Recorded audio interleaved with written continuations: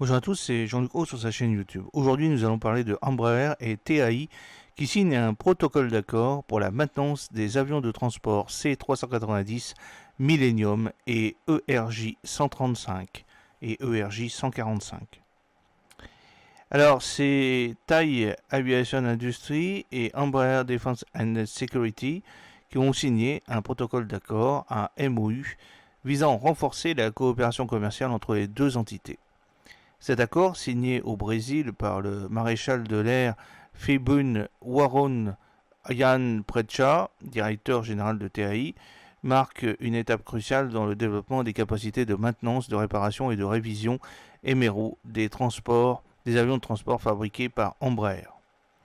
L'accord porte spécifiquement sur les avions C390 Millennium et ERJ 135, ERJ 145 et vise à établir un centre MRO en Thaïlande. Cette initiative promet d'améliorer les compétences techniques locales et de soutenir l'industrie aéronautique thaïlandaise en fournissant des services de maintenance avancés pour ces avions. En mai 2024, une délégation d'Embraer Defense and Security a visité les installations de TAI à la base aérienne royale thaïlandaise Wingcat Thai Kli dans la province du Taklong Sawan en Thaïlande. Cette visite fait suite à la signature du MOU et démontre l'intérêt d'Embraer pour le marché thaïlandais.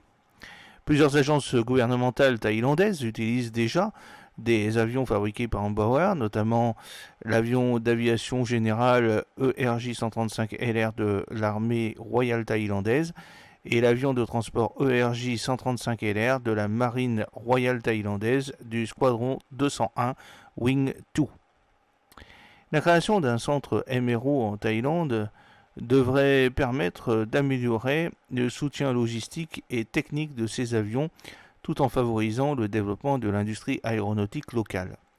Malgré ces évolutions positives, le livre blanc 2024 de la Royal Thai Air Force ne mentionne aucun projet d'acquisition de nouveaux avions de transport pour remplacer le vieillissant C-130H. Au lieu de cela, un projet est en cours pour améliorer les capacités du C-130H dans le cadre de la phase 3 de son programme de modernisation. Cela suggère qu'il n'y aura probablement pas d'acquisition de nouvel avion de transport dans un avenir proche. Néanmoins, cet accord entre TAI et Embraer représente une nouvelle étape pour l'industrie aéronautique thaïlandaise, ouvrant la voie à une coopération accrue et de futures opportunités économiques. L'Embraer KC-390, également connu sous le nom de C-390 Millennium, est un avion polyvalent conçu par le constructeur brésilien Embraer. Il a été présenté pour la première fois en 2018 au salon aéronautique de Farnborough. Cet avion est principalement utilisé pour le transport militaire et peut également servir d'avion de ravitaillement. Il nécessite un équipage de 2 personnes et a effectué son premier vol le 3 février 2015 pour une entrée en service officiel le 3 septembre 2019 alors qu'il était initialement prévu de le lancer en 2016. Le KC-390 est un avion robuste et spacieux mesurant 33,91 mètres de long avec une envergure de 35,05 mètres et une hauteur de 10,26 mètres. Sa masse maximale au décollage est de 72 tonnes et il peut transporter jusqu'à 23,6 tonnes de fret. L'avion est propulsé par 2 turboréacteurs à double flux IAE V2500, chacun fournissant une poussée de 138 kN, permettant une vitesse de croisière maximale de 850 km/h, c'est-à-dire Mach 0,8. Il peut parcourir une distance de 2780 km à pleine charge et jusqu'à 6200 km à vide. Le KC-390 peut atteindre un plafond de vol de 11 km, ce qui le rend adapté à un large éventail de missions militaires et humanitaires. Le RJ-135 est un avion de transport régional bimoteur doté d'ailes en flèche et d'un empennage en T.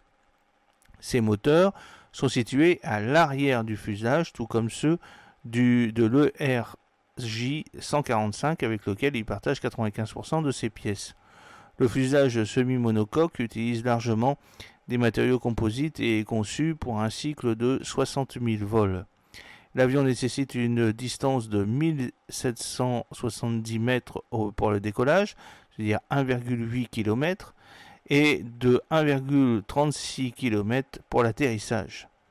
Les commandes de vol sont traditionnelles, assistées par des servos hydrauliques pour les ailerons et le gouvernail, et actionnées mécaniquement pour la gouverne de profondeur. L'avion est également équipé d'aérofreins et de volets à double fente. Le train d'atterrissage est produit par EDE Liebherr, tandis que les freins et les roues sont développés par Goodrich. L'avionique du cockpit est basée sur le système Honeywell Primus 1000, doté de 5 écrans à tube cathodique gérés par un double ordinateur. Ces écrans comprennent 2 affichages principaux de données de vol, un pour chaque pilote, 2 affichages multifonctions et un affichage de données moteur et d'alerte. L'avionique comprend également un équipement de radionavigation Honeywell Primus 2, un radar anti-collision, un système d'avertissement de proximité du sol et un radar météorologique Primus 1000. La cabine peut accueillir 37 passagers dans une configuration 2+1 sur 3 sièges par rangée dans une classe. L'accès se fait par la porte d'entrée qui comporte un escalier intégré. 2 sorties de secours sont prévues de chaque côté du fuselage au niveau de l'aile. La cabine mesure 2,10 mètres de large, 1,82 mètres de haut. L'ORJ 135 peut transporter un volume de bagages de 9,20 mètres cubes ou de 1000 kg, c'est-à-dire 1 tonne. Alors j'espère que cette petite vidéo vous a plu. N'oubliez pas de cliquer sur le pouce pour la promouvoir, de vous abonner si ce n'est pas encore fait, et de partager cette vidéo sur vos réseaux sociaux. A très bientôt, fidèlement, Jean-Luc Haut.